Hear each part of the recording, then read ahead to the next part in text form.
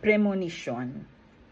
Pares-pares ng mahahabang pako ang hinuhugot ko sa gilagid at sa pagitan ng mga ngipin kagabi.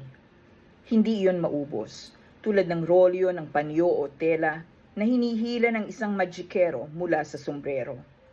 Kamatayan ng malimit ikabit sa pamahiin ng ngiping nahuhulog. Paano kung lumulubog, papasok, paloob? Paanong nagkasya ang metal at bakal, ang ikid ng alambre sa maliit kong bibig? Paanong parang palay na isinuksok sa maputik, matubig na lupa ang ngipin ko pabalik? Nag-aanak ba ang mga ngipin? Nagsisinungaling? Naririnig ba nila ang singasing ng isang kampon ng dilim? Kinakapa ko ang takot o kahit anong kaba o ligalig.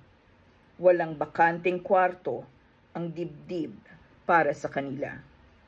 Walang kagat ang nakapinid na kahoy na pinto.